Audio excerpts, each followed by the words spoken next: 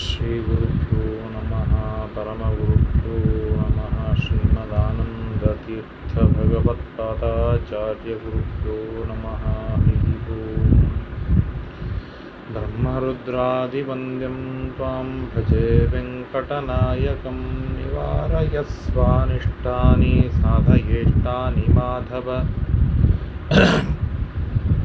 ಮಾಯಾವಿ ಪರಮಾನಂದಂ ತ್ಯಕ್ವಾ ವೈಕುಂಠಮುತ್ತಮಂ ಸ್ವಾಮಿ ಪುಷ್ಕರಣೀ ತೀರೆ ರಮಯಾ ಸಹ ಮೋದತೆ ಕಲ್ಯಾಣಾದ್ಭುತಗಾತ್ರಾಯ ಕಾಮಿತಾರ್ಥಪ್ರದಾಯಿನೇ ಶ್ರೀಮದ್ವೆಂಕಟನಾಥಾಯ ಶ್ರೀನಿವಾಸಾಯ ತೇ ನಮಃ.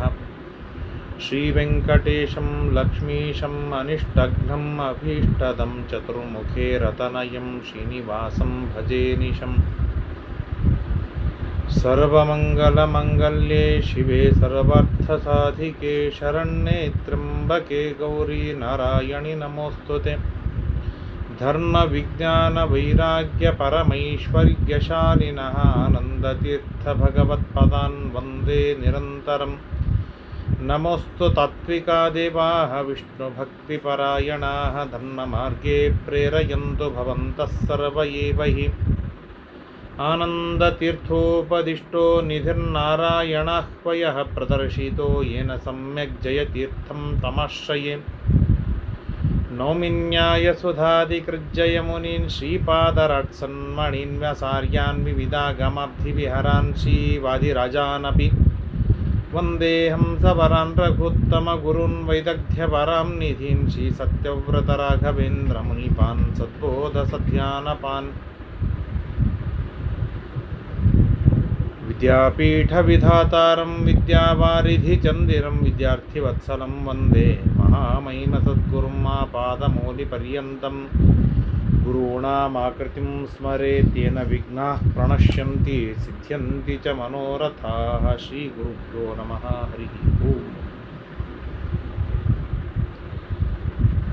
ಗುರುಂ ಸುರಪತೇಶ್ಚೈವ ಸಸ್ಮಾರ ಜಗದೀಶ್ವರಃ ಆಗತಂಚ ಗುರುನ್ ದೃಷ್ಟ್ವಾ ಸೌಷಧಂ ವದಮಿ ಧೃತಂ. ಸ್ವಸ್ತ್ಯಸ್ತು ಅಶೇಷ ಸನ್ಮಂಗಲಾನಿ ಭವಂತು. ಸಮ್ಯಕ್ ಶ್ಲೋಕೈಕಶ್ರವಣ ಪಠಣ ಮಾತ್ರೇಣ ಕಥಾವಕ್ತಶ್ಚ ಶ್ರೋತॄಣಾಂ ನಿಖಿಲ ಕಲಿಕೃತ ಕಲ್ಮಷಾಪನೋದನ ಪಟುತರೆ ಧರ್ಮಾದ್ಯಖಿಲ ಪುರುಷಾರ್ಥ ಸಾಧನೀಭೂತೆ ಶ್ರೀಮದ್ಭವಿಷ್ಯೋತ್ತರ ಪುರಾಣೇ ವೆಂಕಟಗಿರಿಮಾತ್ಮೇ ಅದ್ಯ ಕಿಂಚಿತ್ ಕಥಾನುವಾದಃ. ಚೋಳರಾಜನ ಗೋಪಾಲಕ ಆಕಳಿಗೆ ಹೊಡೆಯಲಿಕ್ಕೆ ಬಂದಾಗ ತನಗೆ ಉಪಕಾರವನ್ನು ಮಾಡಿದ ತನ್ನ ಭಕ್ತನಾದ ಆಕಳಿಗೆ ಕಿಂಚಿತ್ತೂ ಪೀಡೆಯಾಗಬಾರದು ಎಂದು ನಿರ್ಣಯಿಸಿದ.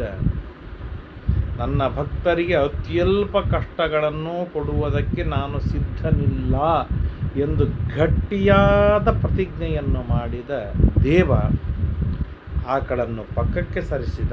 ತಾನು ಎದ್ದು ನಿಂತ. ತಲೆಗೆ ಏಟು ಬಿತ್ತು. ಅದಕ್ಕಾಗಿ ಚೋಳರಾಜನಿಗೆ ಘೋರವಾಗಿ ಬ್ರಹ್ಮರಾಕ್ಷಸನಾಗುವಂಥ ಶಾಪವನ್ನು ಕೊಟ್ಟ ಕಥೆಯನ್ನು ಕೇಳಿದ.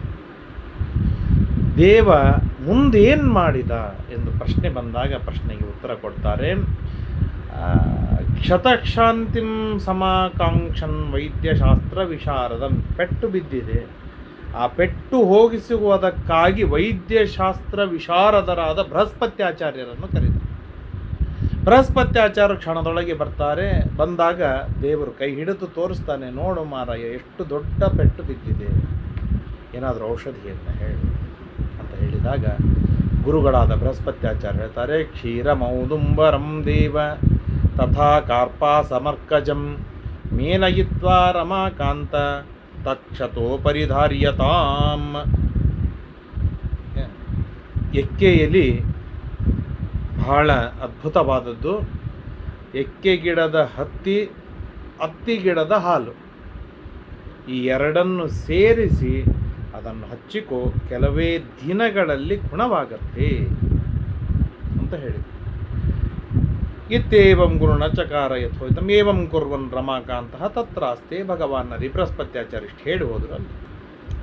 ಆಗ ಮಧ್ಯೆ ಪ್ರಶ್ನೆ ಮಾಡ್ತಾರೆ ಶತಾನಂದರಿಗೆ ಜನಕರಾಜ, ಅಲ್ಲಿ ಹೇಗೆ ಶ್ರೀನಿವಾಸನ ಕಾನ್ಸೆಪ್ಟ್ ಹೇಗಿತ್ತು ಆ ಹೊತ್ತಿನಲ್ಲಿ ಇರುವಾಗ? ಯಾವ ದೃಷ್ಟಿಕೋನದೊಳಗೆ, ಯಾವ ಚಿಂತನೆಯೊಳಗೆ ದೇವರು ತಾನು ದಿನಗಳನ್ನು ಕಳೆದ ಅಂತ ಕೇಳಿದಾಗ ಬಹಳ ಸುಂದರವಾಗಿ ಹೇಳ್ತಾರೆ. ಕೌಸಲ್ಯ ಕೀಟಕ ಗೃಹಂ ತಿಂತ್ರಿಣೀ ದಶ ದಿಗ್ರತಃ ಗಿರಿರೂಪೋನುಜ ಸಾಕ್ಷಾತ್ ಅಯೋಧ್ಯಾಭೂತ ಅಧಿತ್ಯಕ. ನಮ್ಮ ಜೀವನವೇನಿದೆ, ನಮ್ಮ ಮನಸ್ಸು ನಮ್ಮ ವಿಚಾರಗಳ ಮೇಲೆ ಗಟ್ಟಿಯಾಗಿ ಅವಲಂಬಿತವಾಗಿದೆ. ಅತ್ಯಂತ ಕಷ್ಟತರ ಪರಿಸ್ಥಿತಿಯೊಳಗೂ ನಾವು ಸುಖವಾಗಿ ಇರಬಹುದು. ಸುಖದ ಸುಪ್ಪರಿಗೆಯಲ್ಲಿ ಇದ್ದಾಗಲೂ ಭಾರೀ ಕಷ್ಟವನ್ನು ಅನುಭವಿಸಬಹುದು. ಇದು ಏನೂ ಬರಬಹುದು. ಈ ಎರಡಕ್ಕೆ ಮೂಲಭೂತವಾದದ್ದು ಏನು ಅಂತಂದರೆ ನಮ್ಮ ಮನಸ್ಸು, ನಮ್ಮ ಮನಸ್ಥಿತಿ. ಅದು ಸುಖವನ್ನು ಅನುಭವಿಸುವ ಕಲೆಗಿತ್ತು ಅಂತಾಗಿದ್ದರೆ ಎಲ್ಲಿದ್ದರೂ ಸುಖವನ್ನು ಅನುಭವಿಸ್ತಾನೆ. ದುಃಖವನ್ನೇ ಅನುಭವಿಸುವ ಒಂದು ಪಿಡುಗು ಇತ್ತು ಅಂತಾದರೆ ಅವನು ಎಂಥ ಸುಖದ ಸುಪ್ಪರಿಗೆ ಕೊಡ್ರಿ ಅದರೊಳಗೆ ಅವನು ದುಃಖವನ್ನೇ ಅನುಭವಿಸ್ತಾನೆ. ಸುಖ ಅವನು ಕಾಣಿಸುವುದೇ ಇಲ್ಲ. ಇದು ಮನುಷ್ಯರ ಸಾಮಾನ್ಯವಾದ ಮನಸ್ಥಿತಿ. ಇದನ್ನು ದೇವರು ಏನು ಮಾಡ್ತಾನೆ ಅಂತಂದರೆ, ಇದನ್ನು ಪಾಸಿಟಿವ್ ಆಗಿ ಸಕಾರಾತ್ಮಕವಾಗಿ ಬಳಸಿಕೊಳ್ತಾನೆ. ನಾನು ಎಂಥ ದುರವಸ್ಥೆಯೊಳಗಿದ್ದರೂ ಕೂಡ ನಾನು ನನ್ನ ಸುಖವನ್ನು ಕಾಣಬೇಕು. ಯಾಕೆ? ನನ್ನ ಸುಖ ನನ್ನ ಮನಸ್ಸಿನಲ್ಲಿದೆ. ನನ್ನ ಮನಸ್ಸನ್ನು ಯಾವ ಪ್ರಸಂಗದೊಳಗೂ, ಎಂಥ ಪ್ರಸಂಗದಲ್ಲಿಯೂ ಸುಖವನ್ನೇ ಕಾಣುವಂತಹ ಒಂದು ಅದ್ಭುತವಾದ ಕೌಶಲ, ಟ್ರೈನಿಂಗ್ ಅದಕ್ಕೆ ಕೊಡಬೇಕು ಅಂತ ತಿಳಿಸುವುದಕ್ಕಾಗಿ ದೇವರು ಹೇಳ್ತಾನೆ, ಕೌಸಲ್ಯ ಕೀಟಕ ಗೃಹಂ. ಇದೇನು ಹುತ್ತು ಇದೆ, ಈ ಹುತ್ತೇ ಕೌಸಲ್ಯ. ಹುತ್ತಿಗೆ ಆಶ್ರಯವಾಗಿರ್ತಕ್ಕಂಥ ಈ ಹುಣಸೆ ಮರವೇನಿದೆ, ಈ ಹುಣಸೆ ಮರ ದಶರಥ ಮಹಾರಾಜ.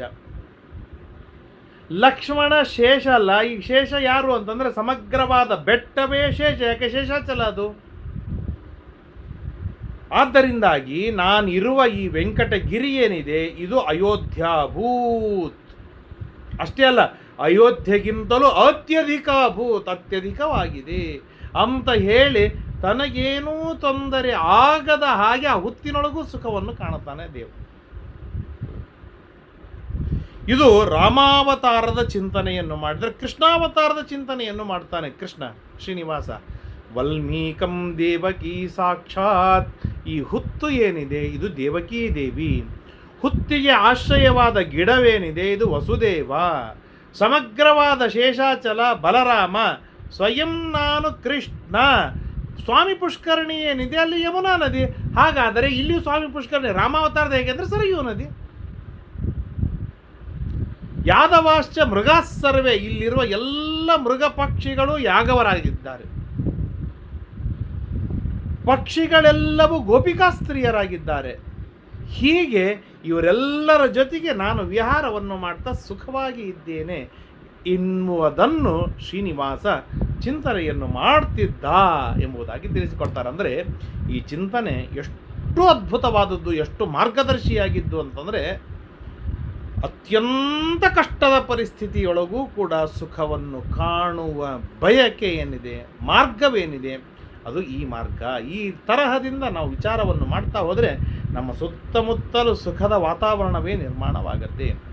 ಏವಂ ವೇದಮಯ ಸಾಕ್ಷಾತ್ ಗಿರೀಂದ್ರ ಪನ್ನಗಾಚಲ ಸ್ವದೇಹಚ್ಛನ್ನ ವಲ್ಮೀಕೋ ವೈಕುಂಠಾದಧಿಕೋ ಹ್ಯಭೂತ್. ವೈಕುಂಠಕ್ಕಿಂತಲೂ ಭಾರೀ ಆಗಿತ್ತು. ಹೇಗೆ? ಸುವರ್ಣಮುಖರಿ ನಾಮ ನದಿ ಸಾ ವಿರಜಾ ನದಿ. ಈ ಸುವರ್ಣಮುಖರಿ ನದಿ ಏನಿದೆ ಇದು ವಿರಜಾ ನದಿ. ವೈಕುಂಠ ವೆಂಕಟಗಿರಿ. ಸ್ವಯಂ ವಾಸುದೇವ ರಮಾಪತಿಯಾಗಿ ತಾನು ಇದ್ದಾನೆ. ಆದ್ದರಿಂದಾಗಿ ಇಲ್ಲಿರುವ ಪಕ್ಷಿಗಳು ಏನಿದ್ದಾರೆ ಇವೆಲ್ಲರೂ ಮುಕ್ತರು. ಮೃಗೋತ್ತಮವೆಲ್ಲ ರುದ್ರರು. ಸನತ್ಕುಮಾರ ಪ್ರಮುಖರೆಲ್ಲರೂ ವಾನರರಾಗಿ ಹುಟ್ಟಿ ಬಂದಿದ್ದಾರೆ. ಹೀಗೆ ದೇವ ಎಲ್ಲ ತರಹದಿಂದಲೂ ಕೂಡ ತನ್ನನ್ನು ತಾನು ಹುತ್ತಿನೊಳಗಿದ್ದೇನೆ ಎಂಬುದಾಗಿ ಕೀಳಾಗಿ ತಿಳಿದುಕೊಳ್ಳಿಲ್ಲ. ನಾನು ಅಯೋಧ್ಯ ಪಟ್ಟಣದಲ್ಲಿದ್ದೇನೆ, ನಾನು ಮಥುರಾ ಪಟ್ಟಣದಲ್ಲಿದ್ದೇನೆ, ನಾನು ವೈಕುಂಠದಲ್ಲೇ ಇದ್ದೇನೆ ಎಂಬುದಾಗಿ ತಾನು ಭಾವಿಸಿ ಸುಖವಾಗಿ ಇದ್ದ. ಶ್ರೀ ವೆಂಕಟಾದ್ರೈರ್ಮಹಿಮಾನಮುತ್ತಮಂ ಜಾನಂತಿ ತೇ ಬ್ರಹ್ಮ ಶಿವೇಂದ್ರ ಪೂರ್ವಕಾಃ ಕಿಮಲ್ಪ ವೀರ್ಯ ಮನುಜಾಸ್ತಮೋಗತ ಜಾನಂತಿ ವಿಷ್ಣೋ ಸ್ಥಳಮದ್ಭುತಂ ಹಿ ತತ ಈ ವೆಂಕಟಗಿರಿಯ ಮಹಿಮೆಯನ್ನು ತಿಳಿಯುವವರು ಯಾರು ಅಂತಂದರೆ ಬ್ರಹ್ಮ, ಶಿವ, ಇಂದ್ರ ಮೊದಲಾದ ದೇವತೆಗಳೇ. ಇನ್ನು ಅಲ್ಪ ಪರಾಕ್ರಮಿಗಳಾದ ಅಲ್ಪ ಬುದ್ಧಿಯುಳ್ಳ ಮನುಷ್ಯರು ಏನು ತಿಳಿದುಕೊಳ್ತಾರೆ? ಏನೋ ಸ್ವಲ್ಪವನ್ನು ತಿಳಿಯಲಿಕ್ಕೆ ಸಾಧ್ಯವಿದೆ ಹೊತ್ತು ಪರಿಪೂರ್ಣವಾಗಿ ತಿಳಿಯಲಿಕ್ಕೆ ಆಗುವುದಿಲ್ಲ ಎಂಬುದಾಗಿ ಹೇಳ್ತಾರೆ. ವಿಜಯದಾಸರು ತಮ್ಮ ವೆಂಕಟೇಶ್ವರ ದೇವರ ಸುಳಾದಿಯೊಳಗೆ ಒಂದು ಮಾತನ್ನು ಹೇಳ್ತಾರೆ. 4 ಮುಖದ ಬ್ರಹ್ಮದೇವರು ಗತಿ ತಪ್ಪಿದಾಗೆ ನಿಂತನೋ. ಎಲ್ಲಿ ಹೋಗಬೇಕು, ಏನು ತಿರುಪತಿ ಮಹಿಮಾ ತಿಳಿಬೇಕು ಅಂತನೋ ಗೊತ್ತೇ ಆಗಲಿಲ್ಲ ಅಂತೇಳಿ ಹಾಗೆ ನಿಂತ ಎಂಬುದಾಗಿ ವಿಜಯದಾಸರು ಹೇಳ್ತಾರೆ. ಇಲ್ಲಿಯ ಮಾತನ್ನೇ ಸ್ವೀಕಾರವನ್ನು ಮಾಡಿ ಹೇಳಿರುವಂಥದ್ದು. ಅಂತ ಅದ್ಭುತವಾಗಿ ದೇವರು ಸುಖವಾಗಿ ಇರ್ತ ಎಂಬುದಾಗಿ ಹೇಳ್ತಾರೆ. 4ನೇ ಅಧ್ಯಾಯವನ್ನು ಇಲ್ಲಿ ಮುಕ್ತಾಯ ಮಾಡ್ತಾರೆ. ಋಷಯವೂಚು ಸೂತ ಮಹಾಭಾಗ ಸರ್ವಶಾಸ್ತ್ರ ವಿಶಾರದ ಶ್ರುತಂ ಶ್ರೀ ವೆಂಕಟೇಶಸ್ಯ ಮಾಹಾತ್ಮ್ಯಂ ಪಾಪನಾಶನಂ. ಪಾಪನಾಶನವಾಗಿರತಕ್ಕಂಥ ವೆಂಕಟಗಿರಿಯ ಮಹಿಮೆಯನ್ನು ಕೇಳಿದೆವು. ಆ ವೆಂಕಟಗಿರಿಯಲ್ಲಿ ದೇವರು ಬಂದದ್ದ ಮಹಿಮೆಯನ್ನು ಕೇಳಿದೆವು. ಚೋಳರಾಜನನ್ನು ಬಂಧನ ಮಾಡಿದ್ದು ಕೇಳಿದೆವು, ಅದ್ಭುತವಾಗಿ ಕೇಳಿದೆವು. ಇನ್ನು ಶ್ರೀ ವೆಂಕಟೇಶ ವಿವಾಹವನ್ನು ಮಾಡಿಕೊಳ್ಳುತ್ತೇನೆ ಅಂತ ಚೋಳರಾಜರಿಗೆ ಸ್ವಯಂ ತಾನೇ ಹೇಳಿದ್ದಾನಲ್ಲ. ಹಾಗಾದರೆ ಆ ವಿವಾಹಾಧ್ಯಾಯದ ಮಹಿಮೆಯನ್ನು ಬಹಳ ಸುಂದರವಾಗಿ ಅದ್ಭುತ ರೀತಿಯಿಂದ ನಮಗೆ ತಿಳಿಸಿಕೊಡ್ತೀರಾ ವಿಸ್ತೃತವಾಗಿ ಅಂತ ಹೇಳಿದಾಗ ಆಯಿತು ಅಂತ ಹೇಳಿ ಮುಂದೆ ಕಥೆಯನ್ನು ಶುರು ಮಾಡ್ತಾರೆ. ಸ್ನಾನಾಚಾರ ಪರೋ ನಿತ್ಯಂ ಸದನ್ಯ ಪುಣ್ಯವರ್ಧನಃ ಏವಂ ನಿಶಮ್ಯ ಋಷಿ ವಿಪರಿಭಾಷಿತಂ ಶುಭಂ ಸುತೋ ನಿತಾಂತಮವದನ್ಯಜಸಂಗಾನ್ ಉವಾಚ ಭಕ್ತ್ಯಾನ್ವಿತ ನಮ್ರದೇಹಸ್ವಾದಿತ್ಯ ಸೋತಾನ್ ಕೃಪಯಾಭಿನಂದನ್ ಸುತೋವಾಚ ಶೃಣ್ವಂತು ಮುನಯಃ ಸರ್ವೇ ಭಕ್ತಿಭಾವೇನ ಸಂಯುತಾಃ ಪನ್ನಗಾಚಲನಾಥಸ್ಯ ಕನ್ಯಾ ಸಂಗ್ರಹಣಂ ಶುಭಂ. ಕನ್ಯೆಯನ್ನು ಪದ್ಮಾವತಿಯನ್ನು ಹೇಗೆ ಸಂಗ್ರಹ ಮಾಡ್ತಾನೆ ಎನ್ನುವ ಕಥೆಯನ್ನು ಹೇಳ್ತೇನೆ ಕೇಳಿಲ್ಲಿ. ಕದಾಚಿತ್ ವೆಂಕಟೇಶಸ್ತು ಸೌಷಧಾರ್ಥಂ ಸ್ವಯಂ ಮರಿಹಿ. ಬೃಹಸ್ಪತ್ಯಾಚಾರ್ಯರು ಔಷಧವನ್ನು ಹೇಳಿದ್ರಲ್ಲ, ಆ ಔಷಧವನ್ನು ತರುವುದಕ್ಕಾಗಿ ಹೋಗ್ತಾ ಇರುವಾಗ ವೈಶಾಖ ಮಾಸ ತುಂಬ ಬೆಳೆ ಬೆಳೆದಿದೆ. ತಸ್ಮಿನ್ ಕಾಲೇ ವರಾಹಸ್ತು ಮೃಗಯಾರ್ಥಂ ಸುಸೂಕರಃ ಶ್ಯಾಮಾಕಹಾರಿಣಂ ಜಿತ್ವಾ ದೈತ್ಯಂ ವೃಷಭನಾಮಕಂ. ಶ್ಯಾಮಾಕಹಾರಿಣ ಅಂದರೆ ಶ್ಯಾಮಾಕ ಅಂದರೆ ಧಾನ್ಯಗಳನ್ನು ಅಪಹಾರವನ್ನು ಮಾಡುವ ವೃಷಭ ಎನ್ನುವ ದೈತ್ಯನನ್ನು ಸಂಹಾರವನ್ನು ಮಾಡಿ ವರಾಹದೇವರು ಬರ್ತಾ ಇರ್ತಾರೆ. ಯಾಕೆ? ಭೂದೇವಿಗೆ ಒಡೆಯರು, ಸಮಗ್ರವಾಗಿರ್ತಕ್ಕಂಥ ಭೂಮಿ ಅವರದು. ಆ ಭೂಮಿಯೊಳಗೆ ಅವರು ಕೃಷಿಕರೇ, ಆದಿ ಕೃಷಿಕರು ವರಾಹದೇವರು.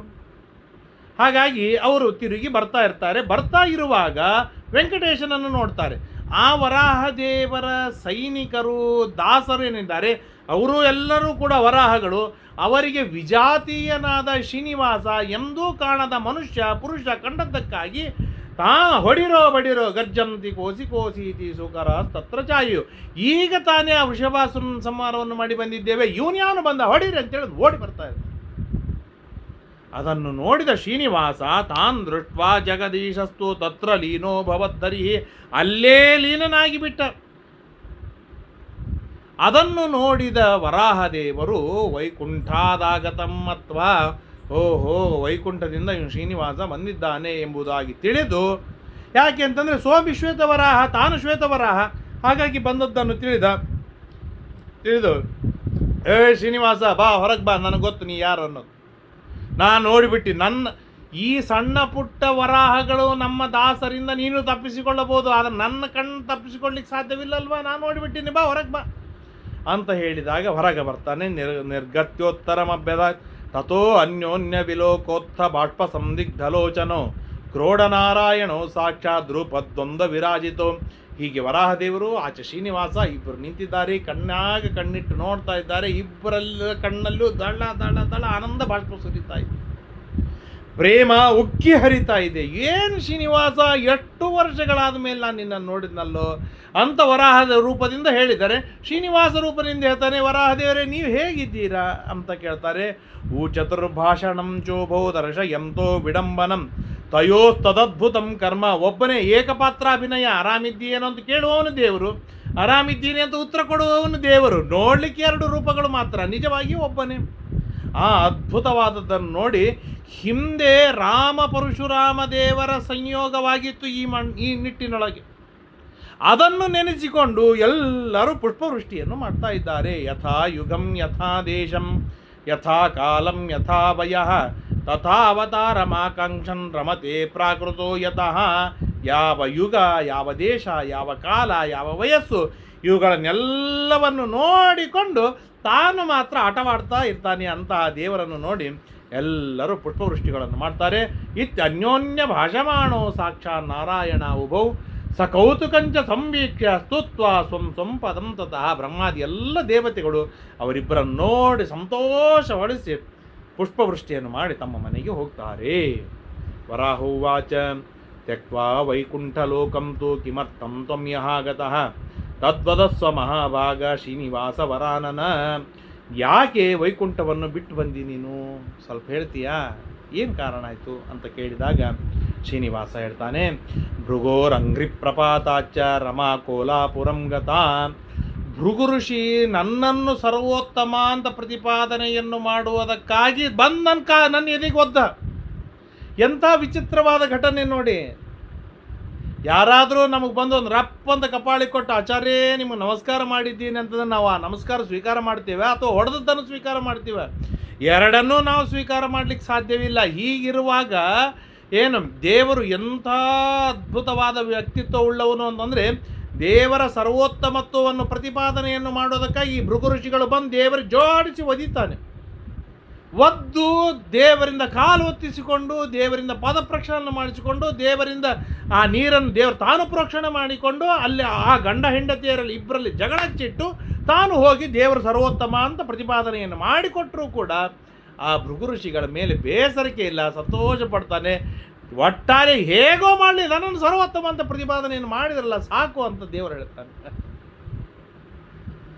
ಏನು ಹಾಗಾಗಿ ಅವನು ಬಂದು ನನ್ನ ಎದೆಗೆ ಒದ್ದದ್ದಕ್ಕಾಗಿ ನನ್ನ ಜೊತೆಗೆ ಸ್ವಲ್ಪ ಪ್ರೇಮ ಕಲಹವನ್ನು ಮಾಡಿದ ರಮಾದೇವಿ ಕೊಲ್ಹಾಪುರಕ್ಕೆ ಹೊರಟು ಹೋಗಿದ್ದಾಳೆ. ಮತ್ತು ನಾನೇನು ಮಾಡಬೇಕು ಗೊತ್ತಾಗಿಲ್ಲ. ಹಾಗತೋ ಧರಾಕ ಅಂತ ಎಲ್ಲಿರಬೇಕು ಅಂತ ನೋಡಿದೆ. ನನಗೆ ಈ ಸ್ಥಳ ಬಹಳ ಯೋಗ್ಯವಾದ ಸ್ಥಳ ಅನಿಸ್ತು, ಇಲ್ಲಿ ಬಂದು ವಾಸ ಮಾಡಿದ್ದೇನೆ.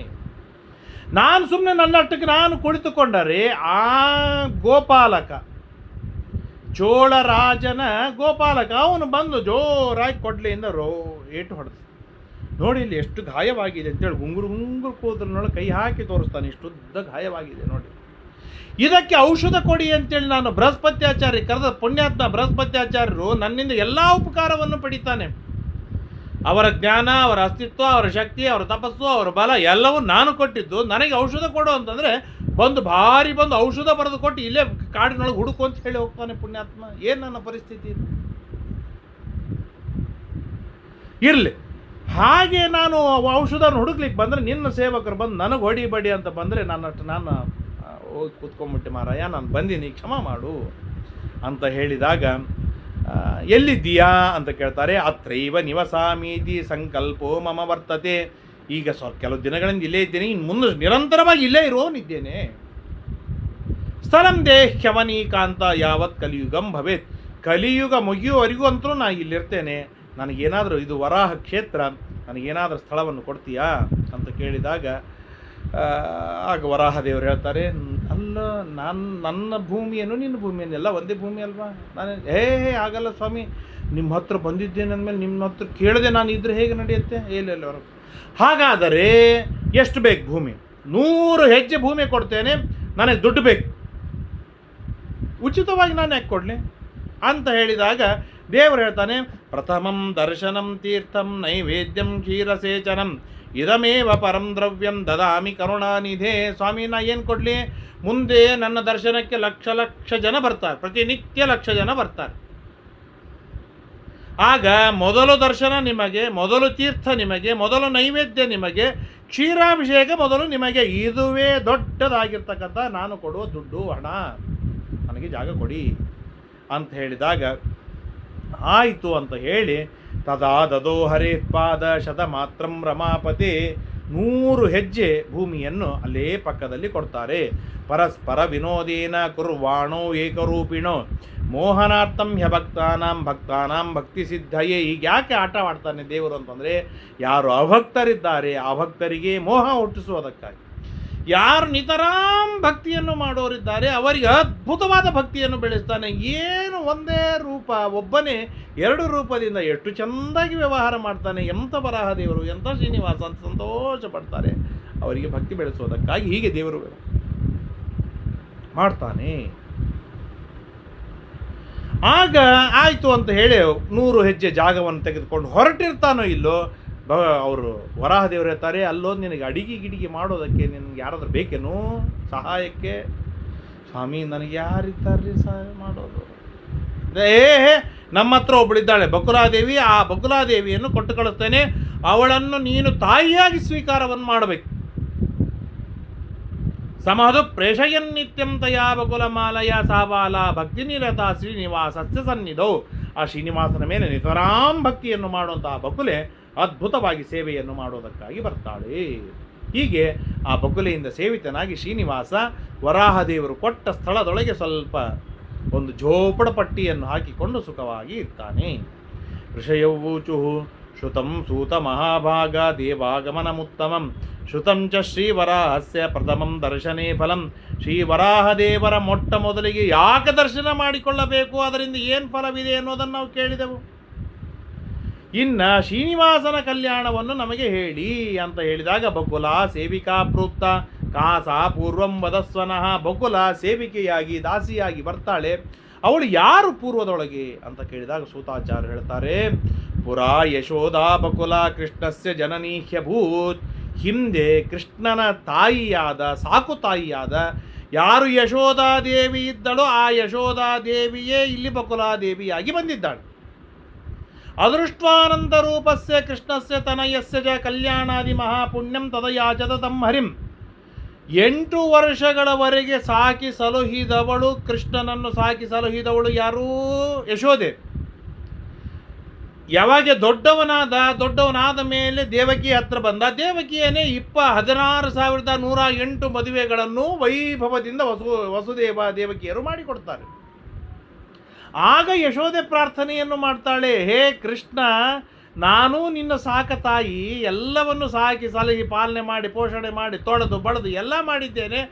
ಒಂದು ಮದುವೆಯೊಳಗಾದರೂ ನನ್ನನ್ನು ತಂದೆ ತಾಯಿ ಅಂತೇಳಿ ಅಂದು ಹೆಸರು ಹೇಳಲ್ಲ ಸಾಕು. ನಾವು ಪುಣ್ಯವಾಚನ ಕೂಡಿಸಿ ನಮ್ಮಿಂದ ಮಾಡಿಸಿಕೋ ಮದುವೆಯನ್ನು ಅಂತ ನಾನು ಹೇಳೋದಿಲ್ಲ, ನಾವೇ ಮಾಡಿಕೊಡ್ತೇವೆ ಅಂತ ಹೇಳೋದಿಲ್ಲ. ಅಟ್ಲೀಸ್ಟ್ ಆ ಬೀಗರಿಗೆ ಹೇಳು, ಇವರು ನನ್ನ ತಂದೆ ತಾಯಿಗಳಿದ್ದಾರೆ ಅಂತ ಹೇಳಲಿಕ್ಕೆ ಏನು ಗಂಟು ಹೋಗಿದೆ? ಕಲ್ಯಾಣವನ್ನು ಮಾಡೋ ಸೌಭಾಗ್ಯ ಕೊಡೋ ಅಂತ ಹೇಳಿ ಯಶೋದೆ ಬೇಡ್ತಾಳೆ. ಬೇಡಿದಾಗ ಶ್ರೀನಿವಾಸ ಹೇಳ್ತಾನೆ, ಈಗೆಲ್ಲ ಅಲ್ಲ, ಜನ್ಮನ್ಯನಂತರೇ ದೇವಿ ತಾವಕಿ ನಮ್ಮ ಮನೋರಥಂ. ಇವತ್ತು ಬೇಡ, ಮುಂದಿನ ಜನ್ಮದೊಳಗೆ ನಿನ್ನ ಮನೋರಥವನ್ನು ಈಡೇರಿಸ್ತೇನೆ ಅಂತ ಹೇಳಿರ್ತಾನೆ. ಆದ್ದರಿಂದಾಗಿ ಅವಳೇ ಇಲ್ಲಿ ಬಕುಲೆಯಾಗಿ ಬಂದಿದ್ದಾಳೆ. ಈಗ ಬಕುಲೆಯ ಅಧ್ಯಕ್ಷತೆಯಲ್ಲೇನೆ ವೈಭವದಿಂದ ವಿವಾಹವನ್ನು ಮಾಡಿಕೊಳ್ಳುವವನಿದ್ದಾನೆ ಶ್ರೀಕೃಷ್ಣ ಪರಮಾತ್ಮ. ರಕ್ಷಣಾರ್ಥಂ ರಮಾಕಾಂತೋ ರಮತೆ ಪ್ರಾಕೃತೋ ಯಥಾ ದೈತ್ಯಾನಾಂ ಮೋಹನಾರ್ಥಾಯ ಸುರಾಣಾಂ ಮುಕ್ತಿ ಸಿದ್ಧಯೇ ಸ್ವಭಕ್ತಾನಾಂ ಹಿತಾಯೈವ ವಿರಕ್ತಾನಾಂ ವಿಶೇಷತಃ ಮುಕ್ತಿ ಮಾಪಾದಯಂ ದೇವಃ ಕ್ರೀಡತೆ ಪ್ರಾಕೃತಾಕೃತಿ.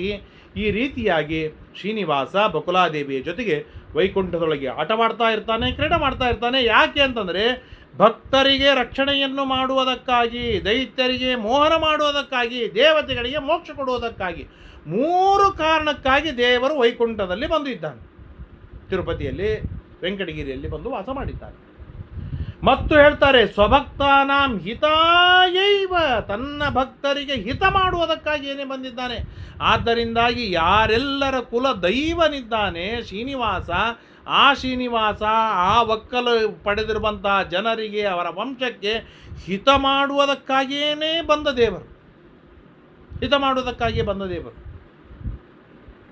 ಕಿಮಲಭ್ಯ ಹರೋ ತುಷ್ಟೇ ಜ್ಞಾನ ವಿಜ್ಞಾನ ಸಂಪದ. ಒಬ್ಬ ಶ್ರೀನಿವಾಸ, ಶ್ರೀಭೂ ಸಹಿತನಾಗಿರ್ತಕ್ಕಂಥ ಶ್ರೀನಿವಾಸ ಒಬ್ಬ ಸಂತುಷ್ಟನಾಗಿ ಬಿಟ್ಟ ಅಂತಾದರೆ ಏನು ಸಿಗೋದಿಲ್ಲ ಅಂತನ್ನೋದಿದೆ.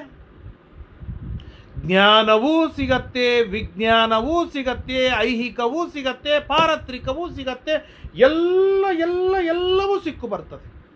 ಒಬ್ಬ ದೇವರನ್ನು ಸಂತೋಷಪಡಿಸುವ ದೊಡ್ಡ ಹೊಣೆಗಾರಿಕೆ, ಜವಾಬ್ದಾರಿ ನಮ್ಮದು. ಫಲ ಕೊಡುವುದು ಅವನದು.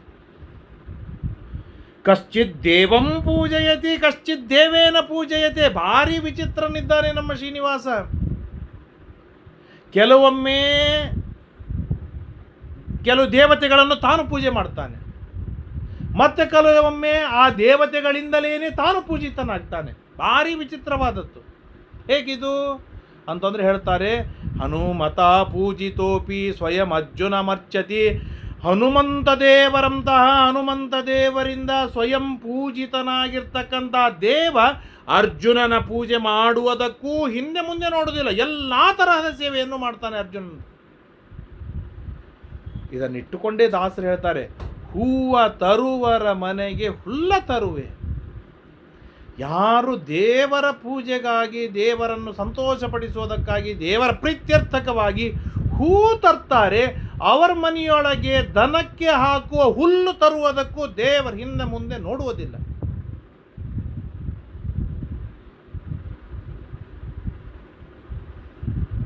ದೇವರ ಸೇವೆಗಾಗಿ, ದೇವರ ಪೂಜೆಗಾಗಿ ಟೊಂಕಕ್ಕೆ ಕೈಕಟ್ಟಿ ನಿಲ್ಲಬೇಕು. ನಮ್ಮ ಕರ್ತವ್ಯ ನಮ್ಮನ್ನು ರಕ್ಷಣೆಯನ್ನು ಮಾಡುವುದಕ್ಕಾಗಿ ದೇವರ ಅಷ್ಟೇ ಗಟ್ಟಿಯಾಗಿ ನಿಲ್ತಾನೆ. ಇದು ದೇವರ ಕಾರುಣ್ಯ. ನಿತ್ಯ ಶುದ್ಧಸ್ಯ ವೈ ವಿಷ್ಣೋರ್ ಯದಾ ಮುಷ್ಯಾಭಿನಂದನೆ ಕೃತೆ ಪುಣ್ಯಂ ಋಷೀಣಾಂ ಅಪ್ಯಕೃತೆ ದೋಷ ಸಂಗ್ರಹ. ತಸ್ಮಾತ್ ಪೂಜ್ಯ ಸುರೈರ್ಯಜ್ಞೈರ್ಷವಿಸ್ತತ್ವಕೋವಿದೈಃ ಪಿತೃಭಿರ್ಭೂಮಿಪೈರ್ವಿಪ್ರೈಃ ಮಾನವೈರಾಕ್ಷಸೈರ್ಜಡೈಃ ಕಲೌ ಕಲುಷಚಿತ್ತಾನಾಂ ಪಾಪಾಚಾರ ರತಾತ್ಮನಂ ರಕ್ಷಣಾರ್ಥಂ ರಮಾಕಾಂತೋ ರಮತೆ ಪ್ರಾಕೃತೋ ಯಥಾ. ಕಲೌ ಕಲುಷಚಿತ್ತಾನಾಂ, ಕಲಿಯುಗದೊಳಗೆ ಕಲುಷಚಿತ್ತರಾಗಿರ್ತಕ್ಕಂತಹ, ಅಂತೆಯೇ ಪಾಪಾಚಾರದೊಳಗೆ ಮುಳುಗಿ ಎದ್ದಿರ್ತಕ್ಕಂತಹ ಯಾವ ಮನುಷ್ಯರಿದ್ದಾರೆ, ಆ ಮನುಷ್ಯರನ್ನು ವಿಶೇಷ ರೀತಿಯಿಂದ ರಕ್ಷಣೆ ಮಾಡೋದಕ್ಕಾಗಿ ತನ್ನ ಸೇವೆಯನ್ನು, ತನ್ನ ರೂಪವನ್ನು ತೋರಿಸಿಕೊಟ್ಟು ರಕ್ಷಣೆಯನ್ನು ಮಾಡೋದಕ್ಕಾಗಿ ದೇವರು ಬರ್ತಾನೆ. ಕ್ಷೇತ್ರಸ್ಯ ಮಹಿಮಾ ದಿವ್ಯ ತಥಾ ತೀರ್ಥಸ್ಯ ವೈಭವ. ಈ ಕ್ಷೇತ್ರದ ಮಹಿಮಾ, ಇಲ್ಲಿಯೇ ತೀರ್ಥದ ಮಹಿಮಾ ಏನು ಹೇಳೋಣ, ಸಾಕ್ಷಾತ್ ರಮಾಕಾಂತಃ. ಒಂದು ಕಡೆಗೆ ಕ್ಷೇತ್ರ, ಇನ್ನೊಂದು ಕಡೆಗೆ ತೀರ್ಥ, ಮತ್ತೊಂದು ಕಡೆಗೆ ಸ್ವಯಂ ಶ್ರೀನಿವಾಸ. ಬಹುಜನ್ಮಾರ್ಜಿತೈ ಪುಣ್ಯೇ ಲಭ್ಯತೆ ಕ್ಷೇತ್ರ ದರ್ಶನಂ. ಈಗಿರುವ ತಿರುಮಲ ಕ್ಷೇತ್ರ, ವೆಂಕಟಗಿರಿಯ ಕ್ಷೇತ್ರ, ಈ ಕ್ಷೇತ್ರದ ದರ್ಶನವಾಗುವುದು ಸುಲಭ ರೀತಿಯಿಂದ ಆಗೋದಿಲ್ಲ. ಬಹುಜನ್ಮಾರ್ಜಿತ, ಈ ಲಕ್ಷ ಲಕ್ಷ ಜನ್ಮಗಳಿಂದ ಸಂಪಾದಿಸಲ್ಪಟ್ಟ ಪುಣ್ಯವಿದ್ದರೆ ಒಂದು ಬಾರಿ ದರ್ಶನ. ಹೀಗೆ ನೂರಾರು ಲಕ್ಷ ವರ್ಷ ಜನ್ಮಗಳ ಸಾಧನೆ ಪುಣ್ಯ ಇತ್ತು ಅಂತಾದರೆ ಮೇಲಿಂದ ದರ್ಶನವಾಗತ್ತೆ. ಇಲ್ಲದೇ ಇದ್ರೆ ದರ್ಶನವೇ ಆಗುವುದಿಲ್ಲ, ಅಷ್ಟು ಸುಲಭದೊಳಗೆ ದರ್ಶನ ಕೊಡುವುದಿಲ್ಲ. ತತ್ರಾಪಿ ವೆಂಕಟಗಿರಿ ದರ್ಶನಂ ಮುಕ್ತಿದಂ ಪರಂ. ಈ ವೆಂಕಟಗಿರಿಯ ದರ್ಶನ ಸಾಧ್ಯವೇ ಇಲ್ಲ. ಎಷ್ಟು ತಪಸ್ಸು ಮಾಡಿರಬೇಕು ಅಂತಂದರೆ ಮಿನಿಮಮ್ ಕ್ವಾಲಿಫಿಕೇಶನ್ ಹೇಳ್ತಾರೆ ಬ್ರಹ್ಮಾಂಡ ಪುರಾಣದಲ್ಲಿ. ಬಹಳ ಸುಂದರವಾಗಿ ಹೇಳ್ತಾರೆ, ಕೃತಯುಗದೊಳಗೆ 1000 ವರ್ಷ ತಪಸ್ಸು ಮಾಡಿದರೆ ಏನು ಪುಣ್ಯ ಬರುತ್ತೆ, ಆ ಪುಣ್ಯ ತ್ರೇತಾಯುಗದೊಳಗೆ 500 ವರ್ಷಗಳವರೆಗೆ ತಪಸ್ಸು ಮಾಡಿದರೆ ಪುಣ್ಯ ಬರುತ್ತೆ. ವ್ರತ, ಉಪವಾಸ, ತಪಸ್ಸು. ದ್ವಾಪರ ಯುಗದೊಳಗೆ 100 ವರ್ಷ ತಪಸ್ಸು ಮಾಡಿದರೆ ಸಾಕು, ಅಷ್ಟು ಪುಣ್ಯ ಬರುತ್ತೆ. ಕಲಿಯುಗದೊಳಗೆ ಏಕಾದಶಿ 1 ದಿನ ತಪಸ್ಸು ಮಾಡಿದರೆ ಸಾಕು, ಉಪವಾಸ, ವ್ರತ, ದೇವರ ಪೂಜೆ, ಮೌನ ಇತ್ಯಾದಿಯಾಗಿ ಚೊಕ್ಕಾಗಿ ವ್ರತವನ್ನು ಮಾಡಿದರೆ ಸಾಕು. ಕೃತಯುಗದೊಳಗೆ 1000 ವರ್ಷ ತಪಸ್ಸು ಮಾಡಿದರೆ, ತ್ರೇತಾಯುಗದೊಳಗೆ 500 ವರ್ಷ ತಪಸ್ಸು ಮಾಡಿದರೆ, ದ್ವಾಪರ ಯುಗದೊಳಗೆ 100 ವರ್ಷ ತಪಸ್ಸು ಮಾಡಿದರೆ ಏನು ಫಲವಿದೆ, ಆ ಎಲ್ಲ ಫಲ ಏಕಾದಶಿಯ ಉಪವಾಸ ಮಾಡೋಣದರಿಂದ ಬರುತ್ತೆ. ತತ್ಫಲಂ ಕೋಟಿ ಗುಣಿತಂ. ಆ ಏಕಾದಶಿ ಉಪವಾಸ ಮಾಡಿದ್ದರ ಏನು ಫಲವಿದೆ, ಆ ಫಲಕ್ಕಿಂತಲೂ ಕೋಟಿ ಪಟ್ಟು ಹೆಚ್ಚಾದ ಪುಣ್ಯ ತಿರುಪತಿಯ ತಿಮ್ಮಪ್ಪನ ಒಂದೊಂದು ಕ್ಷಣದ ದರ್ಶನಕ್ಕೆ ಬರುತ್ತೆ. ಅಂದಮೇಲೆ ಇಷ್ಟು ಪುಣ್ಯ ಬರುವಂತಹ, ಫಲ ಬರುವಂತಹ ಅದ್ಭುತವಾದ ದರ್ಶನ ಸುಲಭದೊಳಗೆ ಆ ಪಾಪಿಷ್ಠರಿಗೆ ಆಗ್ಲಿಕ್ಕೆ ಸಾಧ್ಯ ಉಂಟಾ? ಸಾಧ್ಯನೇ ಇಲ್ಲ. ಅವನು ರಾಶಿ ರಾಶಿ ಪುಣ್ಯವನ್ನು ಸಂಪಾದನೆಯನ್ನು ಮಾಡಿಟ್ಟಿದ್ದರೆ ಮಾತ್ರ ಅವನಿಗೆ ಈ ತರಹದ ದರ್ಶನವಾಗಲಿಕ್ಕೆ ಸಾಧ್ಯವಿದೆ. ದುರ್ಲಭಂ ದೇವಸಂಘಾನಾಂ ಮಾನುಷ್ಯಾಣಾಂ ತು ಕಾಕಥ. ದೇವತೆಗಳಿಗೇನೇ ತಿರುಪತಿಯ ದರ್ಶನ ಬಹಳ ದುರ್ಲಭವಾದಾಗ ಮನುಷ್ಯರ ಹಣೆ ಬರಹ ಇನ್ನೇನು ಎಂಬುದಾಗಿ ಹೇಳ್ತಾ, ಶ್ರೀಮದ್ ಭವಿಷ್ಯೋತ್ತರ ಪುರಾಣೆ ವೆಂಕಟಗಿರಿ ಮಹಾತ್ಮೆ ವರಾಹ ದರ್ಶನಂ ಬಕುಲಾ ಲಾಭೋ ನಾಮ ಪಂಚಮೋಧ್ಯಾಯ. ಶ್ರೀನಿವಾಸ ಆ ಬಕುಲಾದೇವಿಯ ಜೊತೆಗೆ ಸಣ್ಣದಾದ ಟೆಂಟ್ ಹೌಸು, ಜೋಪಡಿಯನ್ನು ಹಾಕಿಕೊಂಡು ಸುಖವಾಗಿ ವಾಸ ಮಾಡ್ತಾ ಇರ್ತಾನೆ. ಮುಂದೇನೇನಾಗತ್ತೆ ಎಲ್ಲವನ್ನು ಕೂಡ ನಾಳೆಯ ದಿನ ಕೇಳುವ ತಿಳಿಯುವ ಪ್ರಯತ್ನವನ್ನು ಮಾಡೋಣ. ಹರಯೇ ನಮಃ. ಶ್ರೀಕೃಷ್ಣಾರ್ಪಣಮಸ್ತು. ಯಸ್ ಸರ್ವಗುಣಸಂಪೂರ್ಣಃ ಸರ್ವದೋಷವಿವರ್ಜಿತಃ ಪ್ರಿಯತಾಂ ಪ್ರೀತ ಏವಾಲಂ ವಿಷ್ಣುರ್ಮೇ ಪರಮಸ್ಸರತ ಅನೇನ ಭಾವಿ ಯತ್ಪುಣ್ಯಂ ತದಾಪ್ನೋತು ಗುರುರ್ನಮಃ. ಶ್ರೀಕೃಷ್ಣ.